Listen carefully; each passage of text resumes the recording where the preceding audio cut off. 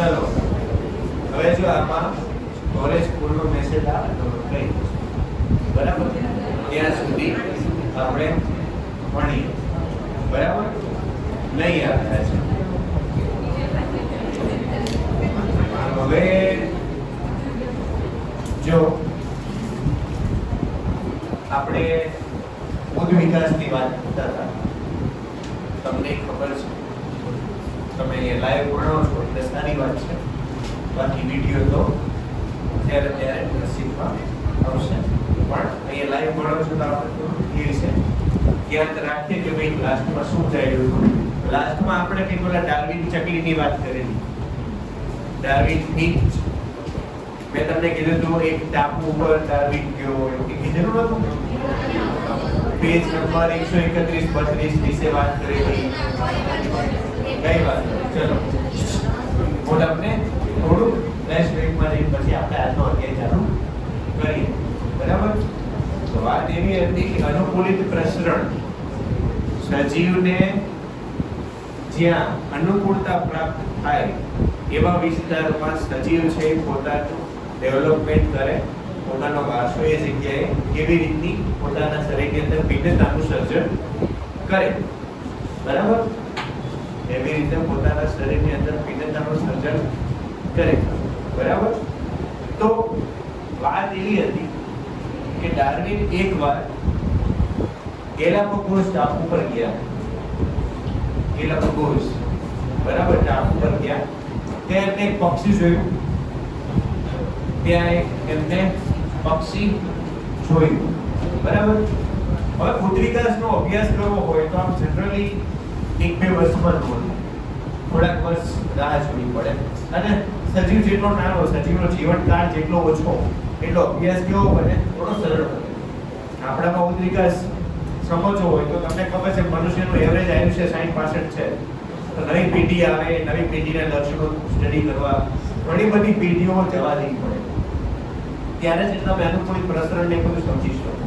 પણ હવે આપણે અત્યારે એ લેવલ ઉપર છે કે આપણી પાસે જૂના બધા ડેટા છે અને એટલે આપણે બુદ્ધ વિકાસને વ્યાખ્યાયિત ને સમજી શકીએ એટલે આપણે આખા ચેપ્ટર ભણી શકીએ કે આ અશ્મીઓ મળી આવ્યા એવી રીતે બરાબર તો વાત એવી હતી અનુકૂલિત પ્રસરણની કે એક જ ટાપુ છે બરાબર એમાં એક જ પ્રકારનું પક્ષી છે હવે એ પક્ષી છે ટાપુની ફરતે અલગ અલગ પ્રકારના ખોરાક મળે છે અલગ અલગ પ્રકારના ખોરાક એટલે આપણે આપણા ખોરાકની વાત નહીં પણ એના પક્ષીની ખોરાકની વાત કરી તો કે ટાપુની ઉત્તર બાજુએ માની લો માની લો ધારણા હોય છે બરાબર ઇમેજિન કરવાનું છે બીજું કંઈ કે ટાપુની ઉત્તર બાજુએ નરમ ખોરાકની પ્રાપ્તિ થાય પક્ષીને કેવો ખોરાક મળે ટાપુની ઉત્તર બાજુએ નરમ ખોરાક પડે અને બે પક્ષી હોય એમાંથી એક છે ઉત્તર દિશામાં વસી જાય અને હવે એ પક્ષી ત્યાં વસ્યું છે તો થોડાક વર્ષો થશે ધીમે ધીમે એના શરીરમાં ભિન્નતાનું સર્જન ખોરાક પ્રાપ્તિને આધારે થશે કેમ તો ઉત્તર દિશામાં ખોરાક નરમ છે તો એ નરમ ખોરાકને અનુસરીને એની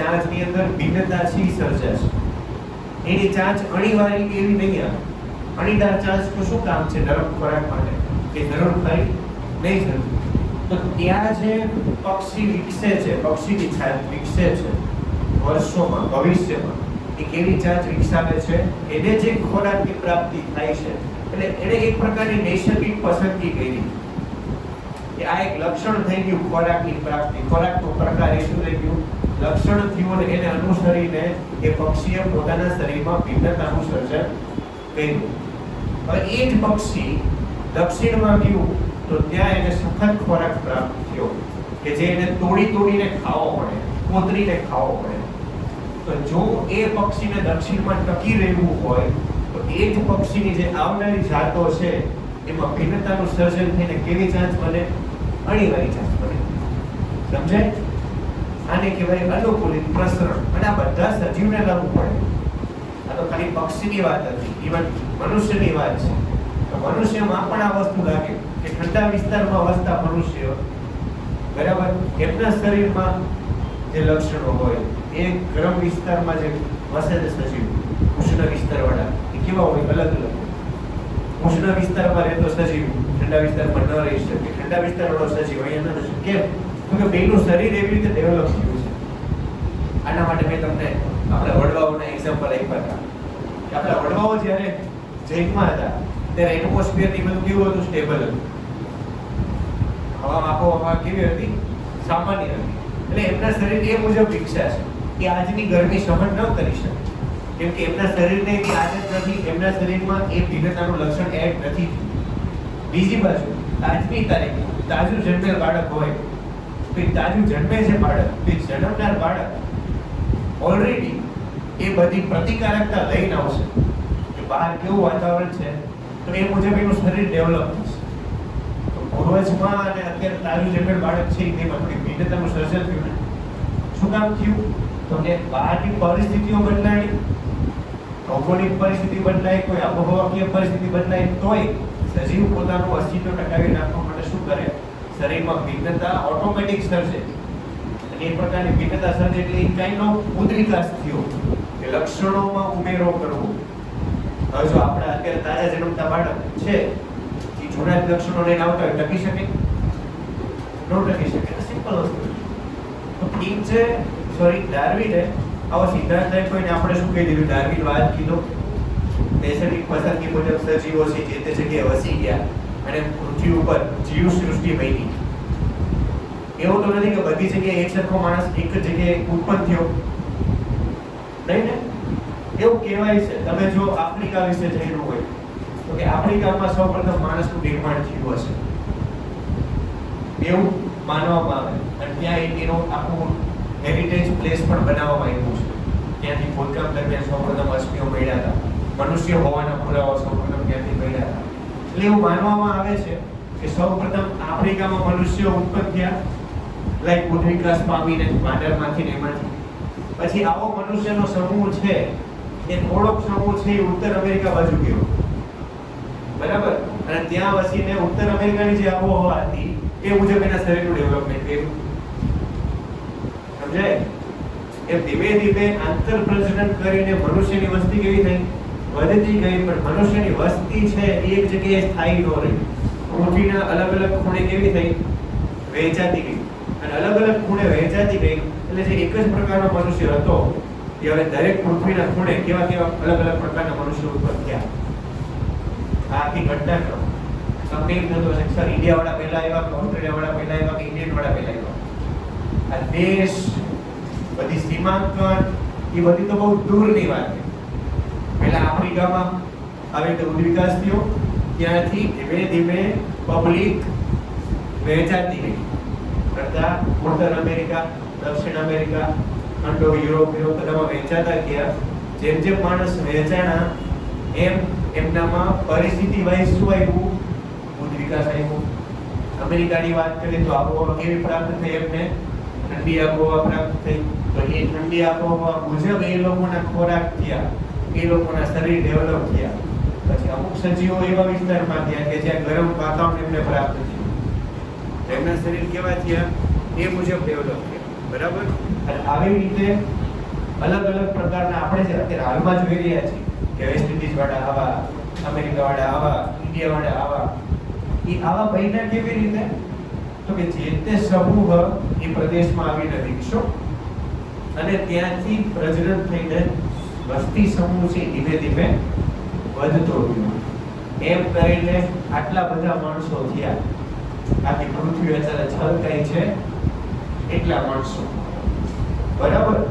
બાકી તમને એક સમય એવો વિચાર આવતો એક સર આટલા બધા વાંદરામાંથી માણસ એક સાથે તો કન્વર્ટ ન થયા હોય.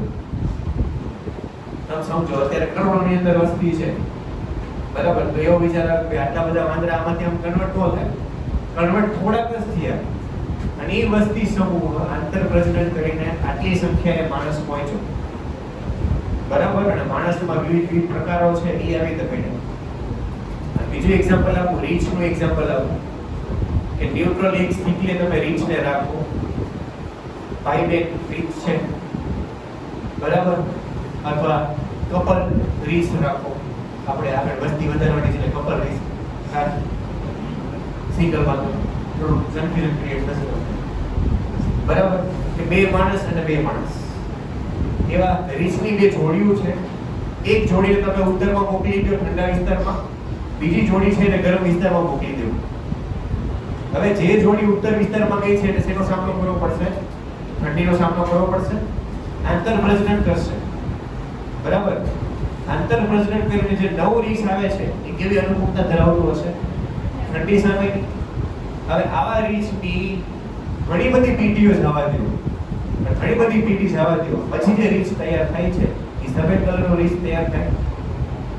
કેમ વ્હાઈટ રીછ બન્યું? ખાલી વિચાર, ઠંડા વાતાવરણને અનુકૂલિત થઈને એના પોતાના રંગકણોમાં પરિવર્તન થયું, રેડ કેરીમાં પરિવર્તન થયું, એ રીછ કેવું થાય છે? વ્હાઈટ. ઓલા ગરમ વિસ્તારમાં કે આગલી પેઢીઓમાં કેવા રીછ મળે છે? બ્લેક રીછ મળે છે. શું કામ? તો એ બેએ પોતપોતાની રીતે નૈસર્ગિક પસંદગી કરી, ઠંડા વિસ્તારમાં રહેવાનું પસંદ કર્યું, તો એની રીતે અનુકૂલિત થયા.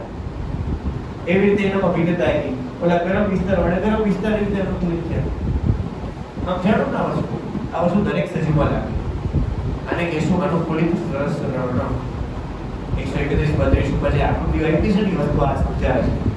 અને પક્ષીને પછી ડાર્વિન કીટ તરીકે ઓળખવામાં આવ્યું, બરાબર. ડાર્વિનની ચકલી. તમને જો ચારેક ફોટા આપ્યા છે એમાં ચારેની કેવી છે? અલગ અલગ છે. શું કામ? તો કે ચાર દિશામાં મોકલું, ચાર દિશામાં ખોરાકની પ્રાપ્તિ અનુસાર એમાં ભિન્નતાનું સર્જન થયું. એવી રીતે. ચલો આજની વાત કરીએ તો નિયો ડાર્વિનિઝમ આપણે બતાવ્યું. માનવ ઉત્ક્રાંતિમાં એન્થ્રોપોઇડ્સ સૌ પહેલા, બરાબર. તો આ બધું શું છે મેં સમજાવી દીધું, તમને એવું ડાઉટ ના રહે કે આ શું છે. એન્થ્રોપોઇડ્સ છે, પછી હોમિનોઇડ્સ, ટ્રાયોપિથેક્સ, ઓસ્ટ્રેલોપિથેક્સ અને હોમો ઇરેક્ટસ. તમને કદાચ થોડું નોલેજ હોય તો હોમો ઇરેક્ટસ થી હોય. હોમો ઇરેક્ટસ, પછી હોમો સેપિયન્સ અને હોમો સેપિયન્સ સેપિયન્સ. આનું તમને ખબર હોય. પણ આની પહેલા કોણ? હોમો ઇરેક્ટસ એટલે આપણે એક પ્રકારનો આદિમાનવ, બરાબર. કે માનવ એપ એટલે અડધા લક્ષણ વાંદરાના, અડધા મનુષ્યના. પણ વાંદરાના ખરા, પણ કેવા? ખાલી ઝડપું ને એ બધું એના સાથે મેચ થતું હોય, બાકી પૂંછડી નહીં. આપણે એપ માનવ, એપ કોને કેવી? એપને પૂંછડીઓ ન હોય, એપને પૂંછડી ન હોય, એના જડબા મોટા હોય, દાંત મોટા હોય, એને આપણે એપ કહીએ, બરાબર. ચિમ્પાન્જી ગોરિલા પછી, ચિમ્પાન્જી ગોરિલા પછી એમાં હોય ચિમ્પાન્જી ગોરિલા પૂંછડીઓ. ચલો, તો આ બધા એમના પૂર્વજો છે. ખાલી આપણે નામ અને એના લક્ષણો જાણવાના છે. એ તમને લખાયા. તો કે એન્થ્રોપોઇડ્સ છે, વાંદર ઉપરાંત માનવીનો સમાવેશ થાય, બરાબર. નવા અને જૂના. નવા છે એને આપણે સિમ્બોઇડ્સ તરીકે ઓળખીએ છીએ, અને જૂના છે એને કયા છે? સેકોપિથેકોઇડ્સ તરીકે ઓળખીએ છીએ. બેના એક્ઝામ્પલ મેં તમને લખાયા છે કે જૂના છે, સોરી, આ બે કયા છે? સેકોપિથેકોઇડ્સ. એ જૂના છે એમાં બબૂન અને રેક્સસ. અને નવી દુનિયાના જે માનવો છે અત્યારે હાલમાં તમે જોતા હોય બાગ બગીચામાં, બરાબર. તો એક લાંબી પૂંછડીનો અભાવ, ઉકેલો ના, અને એમાં આપણે કીધું એક સ્પાઈડર વાંદરા છે. જરા અંદર ટેક્સ્ટ બુકમાં આપણે લખાયું છે. સેકન્ડ વાત છે હોમિનોઇડ્સ. હોમિનોઇડ્સ છે પેરાપિથેક્સ તરીકે પણ ઓળખાય. હોમિનોઇડ્સ છે એ પેરાપિથેક્સ તરીકે પણ ઓળખાય. એટલે ઉપરનાનો એન્થ્રોપોઇડ્સનું અપડેટ વર્ઝન, બરાબર. સમયગાળાને અનુસરીને આપણે થોડી અપડેટ કરી છે.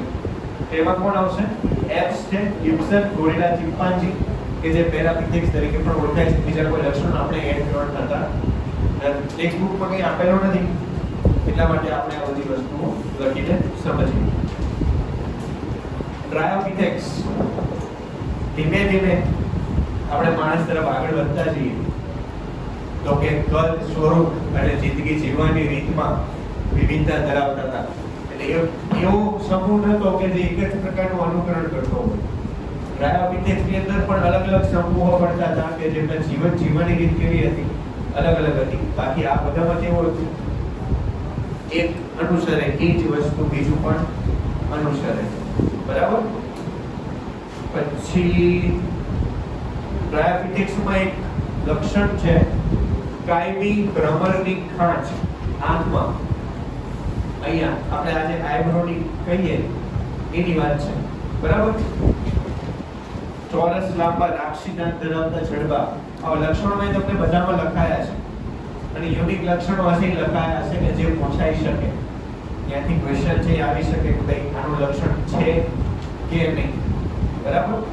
નેક્સ્ટ છે ઓસ્ટ્રેલોપિથેક્સ. તો કે 1924 માં રેમોન્ડ ડાર્ટ દ્વારા આની શોધ થઈ. કઈ જગ્યાએ? આફ્રિકાની અંદર. એટલે કોરી પથ્થરની ખાણ હોય ને, પથ્થરની ખાણમાં ખોદકામ દરમિયાન ઉપરીના અવશેષો મળ્યા કોના? ઓસ્ટ્રેલોપિથેક્સના. અને રેમોન્ડ ડાર્ટ છે એણે જ ઓસ્ટ્રેલોપિથેક્સ છે એવું નામકરણ પણ કરેલું. વૈજ્ઞાનિકનું નામ આવ્યું છે એટલે આપણે યાદ રાખી લીધું. હવે જો ધીમે ધીમે લક્ષણો એડ થતા ગયા. અત્યાર સુધી આપણે દાંત, જડપા અને એની જ વાત કરતા હતા, પણ હવે એડ કરવાનું છે મસ્તિષ્ક ક્ષમતા, બ્રેઇન કેપેસિટી કેટલી છે. તો એ આનો ક્વેશ્ચન તમારે દરેકની અંદર યાદ રાખવાનો છે. ટેક્સ્ટ બુકમાં પણ આ વસ્તુ આપેલી હશે તો એમણે લખી છે, બરાબર. તો ઓસ્ટ્રેલોપિથેક્સમાં 300 થી 500 સીસી નું મસ્તિષ્ક ક્ષમતા છે એ તમને જોવા મળે. પછી આધુનિક માનવ કરતા હાથ મોટા, એ પણ લક્ષણ યાદ રાખવાનું છે. નેક્સ્ટ હોમો ઇરેક્ટસ, એક માનવ જેને આપણે આદિમાનવ પણ કહીએ, બરાબર, કે જે જાવા, ચીન, આફ્રિકા અને યુરોપમાંથી મળી આવે. એટલે જો ધીમે ધીમે થાય છે શું કે તમે એન્થ્રોપોઇડ્સની વાત કરતા હોય તો એ કોઈ એક પર્ટિક્યુલર જગ્યાએથી મળ્યા. પછી આની જ વાત કરું, ઓસ્ટ્રેલોપિથેક્સ ક્યાંથી મળ્યા? આફ્રિકામાંથી મળ્યા. ઓસ્ટ્રેલોપિથેક્સ ક્યાંથી મળ્યા? આફ્રિકામાંથી. પણ હવે આ હોમો ઇરેક્ટસ થી કોઈ એક જગ્યાએથી નથી મળ્યા, કે પૃથ્વીના અલગ અલગ ભાગોમાંથી મળ્યા. લાઈક જાવા, ચીન છે, આફ્રિકા છે, યુરોપ છે, આ બધા ભાગમાંથી મળ્યા. આનો મતલબ શું થયો? જૂના સજીવો હતા એ ધીમે ધીમે વિસ્તરતા ગયા. અલગ અલગ ભાગમાં વિસ્તરા એટલે અલગ અલગ ભાગમાંથી એક જ પ્રકારના અવશેષો મળ્યા. કે ચીન, આફ્રિકા હોય કે યુરોપ હોય, એ બધામાંથી એક જ સરખા અવશેષો મળ્યા. કોના? હોમો ઇરેક્ટસ. એના ઉપરથી એવું સાબિત થાય કે ભાઈ ત્રણે ત્રણ જગ્યાએ હોમો ઇરેક્ટસ હતા. ત્યાંથી પછી આગળ કપી બાજુ ફેરવાના. બધી વાતનું મૂળ આફ્રિકા, બરાબર. ત્યાંથી સજીવ છે વિસ્તરો એવું માનવામાં આવે છે. તમારે ગૂગલ કરી લેવું આના ઉપર, બરાબર. એટલે જે મેમોરિયલ પ્લેસ કે આપણે હેરિટેજ વસ્તુ કહીએ છીએ ને, એ તમને ખબર પડશે કે આફ્રિકામાં એક પ્લેસ તૈયાર કરવામાં આવ્યું છે કે જ્યાં સૌપ્રથમ આવા માનવના અવશેષો મળેલા. ઓકે. હોમો ઇરેક્ટસમાં જાવા મેન અને પેકિંગ મેન બેના લક્ષણો છે આપણે જોઈએ તો કે જાવા મેનની અંદર શરીરની ઊંચાઈ 160 થી 180 એટલે નોર્મલ માણસની ઊંચાઈ હોય એટલી, બરાબર. કોપરી વિસ્તાર 800 થી 500 નો. પેકિંગ મેનમાં 1075 ની મસ્તિષ્ક ક્ષમતા, આમાં 1200 ની યાદ રાખવું, બરાબર. પેકિંગ મેન છે એ કોઈ ખાસ અલગ રચનામાં શું છે કે રાક્ષીદાંત ખૂબ મોટા હતા અને ચહેરો હડકજી વગરનો. આ એક લક્ષણ યાદ રાખશો. જો વાત કરું, લક્ષણો તમે વાંચવા જશો ને તો લક્ષણો કેટલાય મળશે. લાઈક તમે પેકિંગ મેનના લક્ષણો ક્યાંય તમને રીડિંગમાં મળે તો કેટલાય લક્ષણો મળશે, પણ અમુક લક્ષણો છે એ બધા કોમન હોય. એવા લક્ષણો આપણે જાણીને કંઈ કામ છે નહીં, બરાબર. અને સ્વજાતિ માંસ ભક્ષક આ એક જ છે. સ્વજાતિ માંસ ભક્ષક, બરાબર. અને સૌપ્રથમ અણીદાર પથ્થરો પરસી આકારના, બરાબર. કોઈ પણ લાંબો પથ્થર હોય એને તમે આ ઓજારો વિશે સાંભળ્યું છે? કોઈ પથ્થર હોય, લાંબો પથ્થર, એને આગળથી અણી કાઢીને એ પથ્થર છે એને હાથમાં પકડવું, બરાબર. પછી એમ કોઈ ઉપર થ્રો કરવો, સમજ્યા? તો એટલે કોઈ પથ્થર છે, હવે થોડનો હથોડો, લાઈક સમજ્યા? થોડ, હા, તો જો એ એક વસ્તુ થઈ ગઈ પરસી આગળ એટલે હાથમાં પકડીને આગળ. બીજું પથ્થરની બે બાજુએ અણી કાઢવી અને વચ્ચેથી લાકડું બાંધી દેવું. પથ્થરની બે બાજુ શું કરવાની? અણી કાઢવાની અને વચ્ચેથી શું કરવાનું? લાકડું બાંધી દેવાનું. આ પ્રકારના ઓછારો આમાં જોવા બરાબર. કે ત્યારે બીજી મસ્તિષ્ક ક્ષમતા હોય તો આઈડિયા નથી આવતા કે ભાઈ આમાં આવી રીતે ટ્રેપ કરાય એવું બધું. ત્યારે તો સીધું આમ જ હોય બરાબર. કે સામે આવે એટલે ઘા કરો, વાત પૂરી, ઇટ્સ ઓકે બરાબર. રક્ષણ માટેની વાત હતી, પોતાનું અસ્તિત્વ ટકાવી રાખવા માટે જે રીતે સજીવ આવા ઉચ્ચારણનો ઉપયોગ બરાબર. બીજા છે પણ આપણે આગળ પછી વાત કરશું. બરાબર.